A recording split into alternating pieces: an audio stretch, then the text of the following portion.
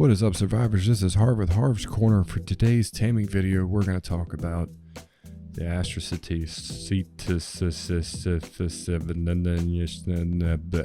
the giant space whale. That's what we're going to talk about. As per usual, I can never pronounce any of these things. So, the giant space whale that is located inside of the lunar biome. These guys fly around. And I have the text saddle on here on him already, but let's actually no, let me take everything off this guy so we can get a better look-see. So I mean, obviously it resembles a whale, right? Extra fins, some extra crazy coloring, some translucent coloring. It looks like this is a pretty awesome sculpt. This is a beautiful creature. This thing's awesome. So you're going to see these wandering around out in this lunar biome, and they're kind of slow and sluggish, but they pack a lot of punch, and they have some really cool abilities that we're going to talk about as well. It's not an easy tame, not necessarily. Not an easy tame. If you do it right, if you prepare yourself and plan it right, it can actually be a pretty easy tame. There's two methods that we're going to talk about as far as taming one. I'll actually just full-blown show you how to do it. The second one we're just going to simply talk about, and I can show you basically what I mock up and take with me. Astrocetus. This guy is, oh man, these things are so cool. They get so many different abilities, and then there's a lot of there's some feedback, right? There's some negative stuff going on with this guy as far as in the PvP area of Ark, and I think that's completely understandable, but we're going to get to that. But yeah, so let's talk about taming these things. So what you're going to need to tame them. So they eat meat to tame, so obviously better quality meat, the better it is. If you're looking for kibble, it's the extraordinary kibble, I believe. Whatever one's the cyan, I think it's the extraordinary. Yeah. Which can be made by using the magmasaur eggs. So if you have magmasaurs laying eggs, or if you just have a lot of low-level eggs, maybe from going in there and raiding them, you can use those to make the kibble for them as well. To tame these guys, it's a rock golem style taming. So you're going to want to shoot it in the head with a cannon. Now the difference is basically what shows up in the camera right now is considered its head. So you have a heck of a big target here versus, like the rock golem. But basically from these points, which I think are eyeballs, right? Are those eyes? I'm assuming those are eyeballs. That's a lot of eyeballs. Do you have little beady eyes up here somewhere? No, that's got to be your eyeballs. I don't know. It's kind of creepy now. I don't know how I feel about it now. Anyway, from that point forward, that's where you're going to knock it out with cannonballs. So the method that we're going to talk about and that we're going to go into is probably, as far as cost of materials and investment goes, probably the easiest way to do it. But like I said, we'll talk about both. But let's get into it. All right, so we've seen a wild whale out here. And I'm going to try to coax him over here to try the land-based thing. I've used our other method that we're going to talk about, but this, I figured while we're here, we're going to try it because he's right here. So basically, you want to aggro him to you, which is what we're going to do, which is going to suck, but I can't think of a better way to get his attention. Oh, crap. I jumped. Don't jump out here. That's a bad idea. Now I'm not going to have enough time to shoot him. Ugh. Maybe. Oh, all right, we need him to turn this way. Alright, so that's basically what we wanted him to do. But we'd shoot him in the head with the cannon when he turns around. So let's see if he comes back this way. Oh, yep, maybe. Is that him coming back around? So I'm not sure why he moved away. Kind of weird that he came after us and then just immediately turn around. I don't know if these guys are bugged. Maybe sometimes. There we go. That was a hit. Now we just need to get him ticked off and come down here. So he should head straight for us. Try to angle him out this way, maybe. There we go. More so that way. And the trick is, oh crap, here we go. Let's see if we can get him. Oh, nope, he's just.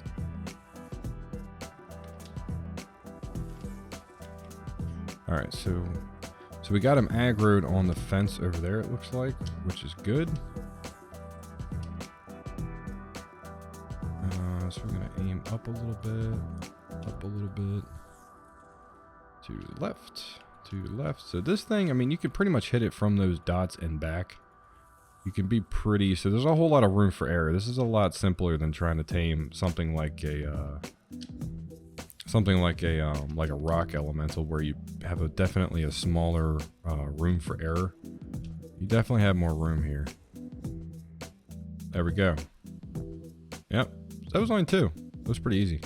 So he's already out, but he's pretty low level, so I kind of expected this to not be a very difficult thing to do. And as you can see, he's already taken a lot of health damage because he's so low level. Now these things will eat meat, standard meat, when you tame them, but they'll also take the I think it's the extraordinary kibble, whatever one the cyan was. I think it's the extraordinary kibble.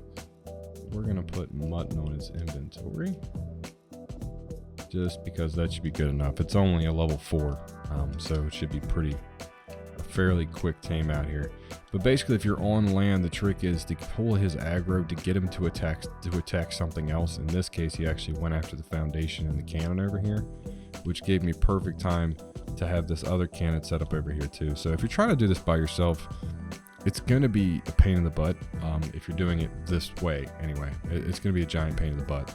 It's not going to be easy because you got to deal with everything else that's flying around you. I mean, I had a couple drones come in here and seekers come in.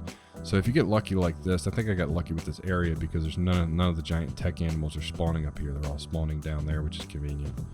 But it's definitely, you definitely got to be careful. Pick your battles with these guys. Now, when you do knock them out, you see how this one's hovering in the air? That's natural. So if you've hit one that's hovering, you know, above the asteroids out here, they'll just hover in place. So unless you have some sort of flyer capability enabled or you have a skiff, if you knock them out over these rocks, you might be in a bad spot. Short of grapple hooking and pulling yourself in there. Looks like we're down. Well, we're not down very much food here. Can't really see its taming meter. Oh, there we go. So it went up 9%. So what happened? I'm getting a 30% tame. So what happened with me is the splash damage from the cannon did extra damage to it. And yeah, I'm not going to get a very good taming effectiveness on this one.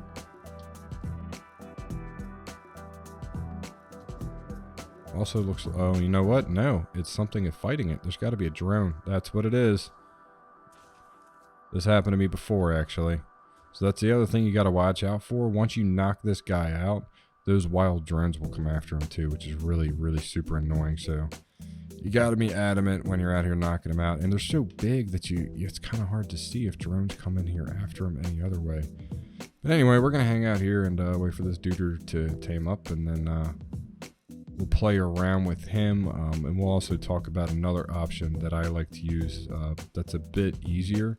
So cannons, you're going to have to use cannons to knock them out. There's really no other way. Yeah, I've been told that if you can bring one of the extinction mechs over that fires the cannons out of there, you can use those to tame them. I haven't tried that method yet. These are the two that I've used: cannon on the ground, and then, like I said, the next method we'll talk about in a few minutes. All right, so it's finally tame. It's jumping around willy-nilly a little bit here. So the only saddle for these is a tech saddle, and I'm trying to. There we go. Got the tech saddle on it, and let me GCM so we can really take a good look at what this tech saddle has, because it's pretty interesting. So you have the front pilot seat where you actually drive from. You have 3 different passenger seats. You have a passenger seat here that's a gunner. You have a passenger seat underneath it here that's a gunner, and then you have a passenger seat up here that's also a gunner. They have tech guns. You can put element in there in the inventory of the tech saddle, and it will consume element charge while it's firing. It's very heavy on the ammunition though, so you definitely want to watch your shots. But I mean, this thing's like a mobile base at this point, right? So you have those 3 different points of firing plus the piloting. Now this front part can actually be used as a small platform, so like pretty much from this area up. So you even have a little bit of a platform that you can make too on these guys. So they get a lot of everything going for them, that's for sure. This is, I mean, it's a mobile killing machine, really. And these things will just eat meat after they're tamed, so you don't have to really worry about that. So, but let's hop on it, on the driver's seat. So so right away we see a couple of things charge up. We see the cosmic power charge up, and we see the hyperdrive power up as well. We also see that yellow bar and a bunch of empty yellow bars. We're going to talk about all of that. So these things don't move fast. They don't move fast. I mean, you can see this. Now, some of it is a little deceiving because of how big it is. I mean, it's slow, but it is slow. There's no way around it. Your primary attack is like this big bite attack from the whale mouth itself, which is pretty straightforward. Your secondary attack is this tail wipe, which is a bit more effective as far as what you can do, but it seems to have like a little trickle down on it, and it does use stamina to actually do that. It uses a little bit more stamina than you might think, actually. The other thing is your C attack. So your C attack will open up, or your thumbstick on a controller, whatever you're using, but it will open up this bomber mode. You need the ambergris in the inventory of this guy to actually be able to do anything with this, but he drops them like bombs, each one. They'll drop like bombs, and they do a pretty good amount of damage, and it is a bit of a splash effect. And you can drop these in the water, and if you're in the ocean or whatever, you can drop them from pretty much anywhere. You can drop them on the move, and you can even be moving while you're toggling it. You can have a little bomber run with them. It's pretty interesting. So if you hold your what your jump button usually is for an Xbox controller, you're holding an A, but basically whatever the jump button is, you'll see this little icon crosshair pop up, and while that's held in, you'll see your cosmic power go down, and that's really how far of a jump that you're doing. It's energy that you're consuming in order to do this stuff. And then if you have this held in and then hit your primary attack at the same time, you'll warp to the target. So your hyperdrive will pick back up, your cosmic power, both those stats will pick back up on their own eventually. But it's a pretty nifty thing. They're really colorful, though. Really like the way they look. They look amazing. I mean, they look like just giant space whales with stuff floating out of them. It's pretty interesting. This is only a level 4, but I mean, the health is already at 2,300 for a level 4. The weight is already at 2,000 for a level 4. I mean, it's a bit of a tank. And like I said, combine this with the fact that you can have a couple of people with you riding on this thing, and you got yourself a pretty good killing machine.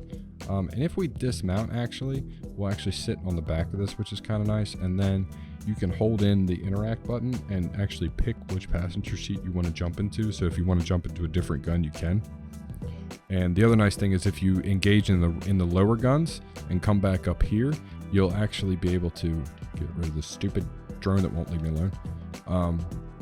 If you get inside one of the guns on the bottom from here and then exit that gun, it'll actually pop you back up here. So you're not going to drop out of the bottom of the Astro and fall to your death or whatever.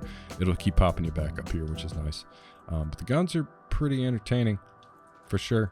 But you do have to actually pick. Like if I just walk up to this and try to enter the passenger seat, it's not going to let me. It's going to put me in the driver's seat. You have to actually tell it to go to whatever turret. And these shots, I mean, it's pretty fast. Pretty fast.